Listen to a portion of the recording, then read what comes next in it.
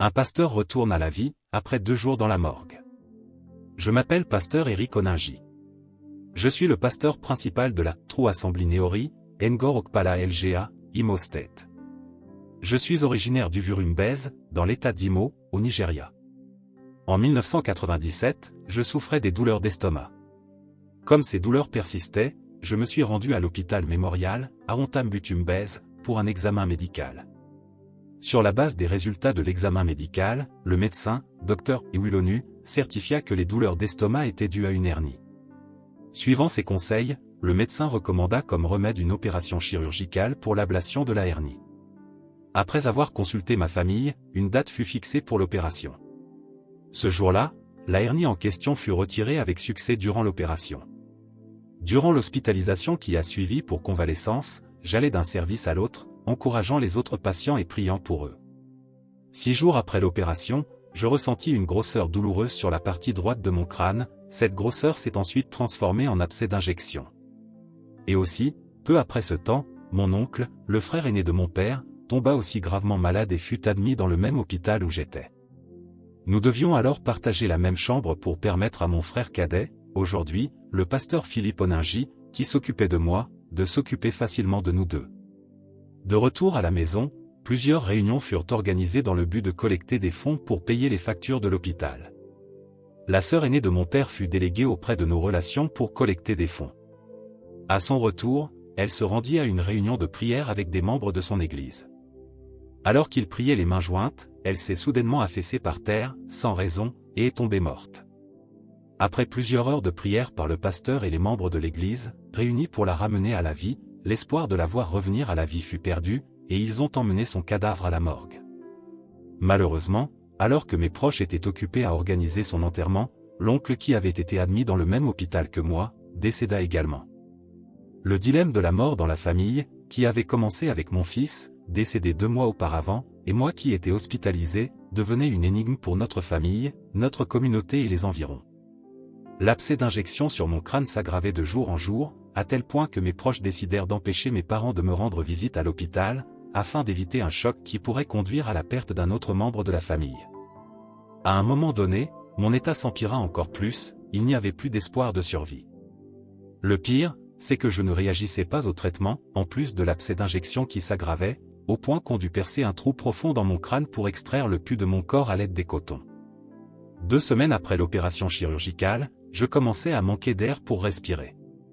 Le médecin fit tout ce qu'il pouvait pour me réanimer, mais en vain. Finalement, je suis décédé. Au moment où je suis décédé, un ange m'a emmené dans un voyage. Nous marchâmes ensemble jusqu'à la ligne de démarcation qui sépare le monde des vivants avec le monde des morts. Lorsque nous avons atteint la ligne de démarcation, l'ange m'a poussé de l'autre côté de la ligne. Immédiatement, nous avons commencé à marcher sur une surface scintillante comme une mer de verre. L'environnement était glorieux. Nous avons marché sur cette surface scintillante jusqu'à ce que nous arrivions au trône de jugement de Dieu. Devant ce trône de jugement de Dieu, je vis notre Seigneur Jésus-Christ sur le trône. Il était entouré d'anges, des 24 anciens et des saints. Ils se prosternaient et l'adoraient. Comme j'arrivais avec l'ange, le livre des actions posées, le livre des souvenirs, et le livre de vie furent ouverts. Soudain, une personne vêtue de blanc a levé la main et les livres se sont refermés. Lorsqu'ils ont demandé le motif de l'objection, la personne a dit : « Je demande qu'il soit renvoyé dans le monde parce que son heure n'est pas encore venue. C'est l'œuvre des ennemis.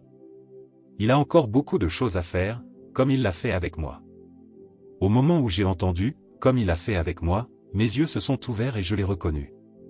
C'était la femme que j'avais aidée dans l'église lorsque j'étais à l'église des Assemblées de Dieu, à Uvurumbèze, dans l'état d'Imo.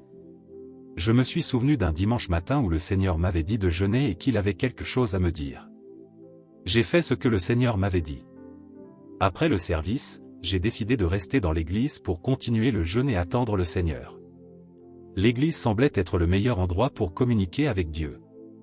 Tout en observant le jeûne, j'ai prié et médité, dans l'attente d'une réponse du Seigneur. J'ai fait cela jusqu'à 16 heures, mais je n'ai rien entendu. Compte tenu de la distance entre l'église et ma maison, j'ai décidé de mettre fin au jeûne et de rentrer chez moi. Après avoir prié, je suis sorti de l'église. À ma grande surprise, j'ai vu une vieille femme, c'était une femme qui adorait avec nous. Elle était allongée dans le couloir du bâtiment de l'église. Lorsque je lui ai demandé pourquoi elle était encore dans l'église à ce moment-là, elle m'a répondu qu'elle était malade et que les personnes qu'elle avait envoyées pour la ramener chez elle n'étaient pas encore arrivées. Compte tenu de son état de santé, je me suis précipité au marché voisin avec ma bicyclette et je lui ai acheté du Lucozade Boost et du malt pour la fortifier. Après avoir pris ses boissons, elle semblait soulagée. Lorsqu'elle s'est un peu reposée, je l'ai raccompagnée chez elle à vélo avant de rentrer chez moi. 2 mois plus tard, la femme est décédée. Mes 3 commissions. Alors qu'elle demandait mon retour dans le monde, ils ont accepté. J'étais très heureux que quelqu'un puisse intercéder en ma faveur dans un tel endroit. Alors que j'admirais la gloire de l'endroit, Jésus-Christ m'a demandé de m'agenouiller. Il a demandé de l'huile d'onction, et on lui a apporté un pot de jarre rempli d'huile. Il m'a oint d'huile et m'a demandé d'aller prier pour les gens, de faire du bien et de prêcher l'évangile. Il a dit qu'un ange de ministère me serait assigné pour me dire ce que je dois faire chaque fois qu'il y a un besoin. Après avoir entendu ma mission, l'ange qui m'avait amené là-bas m'a ramené sur le chemin du retour dans le monde. Une fois de plus, nous avons traversé la surface scintillante qui ressemble à une mer de verre jusqu'à ce que nous arrivions à la ligne de démarcation entre le monde des vivants et celui des morts. Lorsque nous sommes arrivés à la ligne de démarcation, il m'a poussé de l'autre côté de la ligne et à ce moment-là, je suis revenu à la vie. Vivant au milieu des morts. Lorsque je suis revenu à la vie, j'avais déjà été 2 jours entiers à la morgue. Il se trouve qu'après ma mort, mes proches s'étaient arrangés avec la direction de l'hôpital, pour déposer et embaumer mon corps dans le service mortuaire de l'hôpital, pendant qu'ils s'occupaient des préparations pour mon enterrement. À la maison, les gens étaient déconcertés par les circonstances entourant la mort en série de membres de notre famille. Pendant que l'on s'occupait de mon enterrement, mon frère aîné a été envoyé par mes parents pour inspecter mon corps à la morgue. La tradition veut que l'on délègue régulièrement quelqu'un pour inspecter le corps d'un défunt, afin de s'assurer qu'il ne se décompose pas avant la fin des préparatifs de l'enterrement. Ils font cela parce que, en raison de l'inefficacité de certains services mortuaires, certains corps pourrissent avant que les proches du défunt n'aient terminé les préparations d'enterrement. Une telle situation désagréable jette l'opprobre sur la famille. C'est pourquoi les gens inspectent régulièrement leurs défunts à la morgue pour s'assurer que le corps ne se mette à pourrir avant la fin de l'enterrement. Par coïncidence, le jour où je suis revenu à la vie, mon frère aîné s'est rendu à la morgue pour examiner mon corps. Alors qu'il inspectait mon corps avec l'employé de la morgue, mon frère a remarqué que je respirais. Surpris, il a fait part de son observation à l'employé de la morgue. Ceux-ci n'en croyaient pas leurs yeux. Dans la confusion, ils ont alerté le médecin qui m'a immédiatement transféré dans un service privé où j'ai été gardé sous étroite surveillance. Après m'avoir observé pendant un long moment, le médecin a confirmé que je me rétablissais.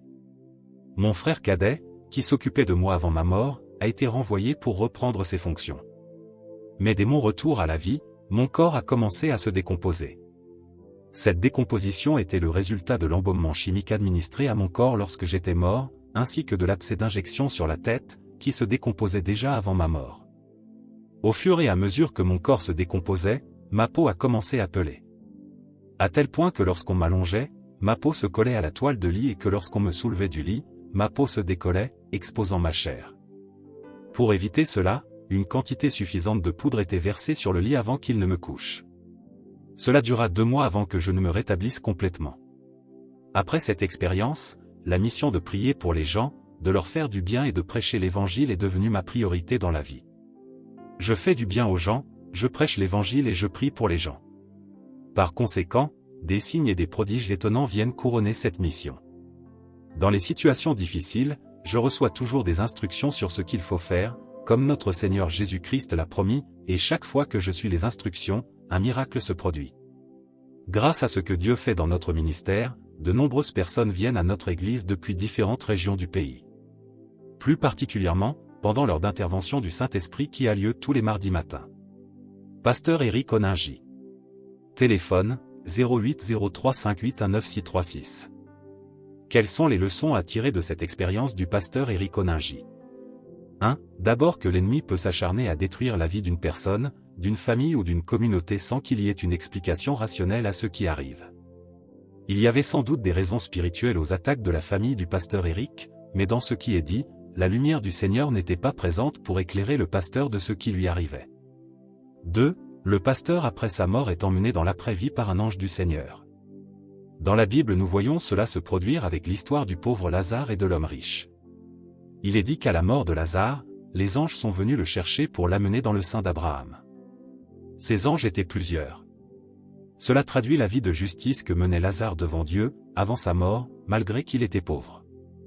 Luc 16, 20 à 22. Un pauvre, nommé Lazare, était couché à sa porte, couvert d'ulcères, et désireux de se rassasier des miettes qui tombaient de la table du riche, et même les chiens venaient encore lécher ses ulcères. Le pauvre mourut, et il fut porté par les anges dans le sein d'Abraham. Le riche mourut aussi, et il fut enseveli. 3. Le pasteur s'est retrouvé devant le tribunal où sont jugés les morts en Christ. 2 Corinthiens 5, 9 à 10. C'est pour cela aussi que nous nous efforçons de lui être agréables, soit que nous demeurions dans ce corps, soit que nous le quittions. Car il nous faut tous comparaître devant le tribunal de Christ, afin que chacun reçoive selon le bien ou le mal qu'il aura fait, étant dans son corps. Donc à notre mort, quand nous quittons ce corps, si nous mourons en Christ, nous apparaissons devant son trône de jugement où nous sommes jugés selon ce que nous avons fait. Il y a eu 3 livres amenés pour le jugement du pasteur Éric par les anges. 1. Le livre dans lequel sont notées nos actions de tous les jours, Psaume 139, 16. Quand je n'étais qu'une masse informe, tes yeux me voyaient, et sur ton livre étaient tous inscrits les jours qui m'étaient destinés, avant qu'aucun d'eux existât. 2. Le livre des souvenirs de Dieu. Malachie 3, 16. Alors ceux qui craignent l'Éternel se parlèrent l'un à l'autre, l'Éternel fut attentif, et il écouta, et un livre de souvenirs fut écrit devant lui pour ceux qui craignent l'Éternel et qui honorent son nom. 3. Le livre de vie, Luc 10, 20. Cependant, ne vous réjouissez pas de ce que les esprits vous sont soumis, mais réjouissez-vous de ce que vos noms sont écrits dans les cieux. Nous savons que si notre nom ne se trouve pas dans le livre de vie, nous serons condamnés pour toujours. Cela veut dire que nous avons perdu notre salut. Apocalypse 20, 15. 4. Le pasteur Éric était sans doute un serviteur de Dieu, humble et fidèle, qui servait Dieu dans l'obéissance. Il aidait ceux qui étaient dans le besoin, et il prenait soin de ceux dont le Seigneur lui avait confié. Et cela s'est traduit au tribunal de Christ par la femme dont il avait pris soin sur la terre, qui défenda sa cause pour qu'il soit ramené à la vie. Celui qui exerce la miséricorde obtiendra aussi la miséricorde. Jacques 2, 12 à 13 dit. Parlez et agissez comme devant être jugés par une loi de liberté, car le jugement est sans miséricorde pour qui n'a pas fait miséricorde. La miséricorde triomphe du jugement. Fin du message, que le Seigneur vous bénisse.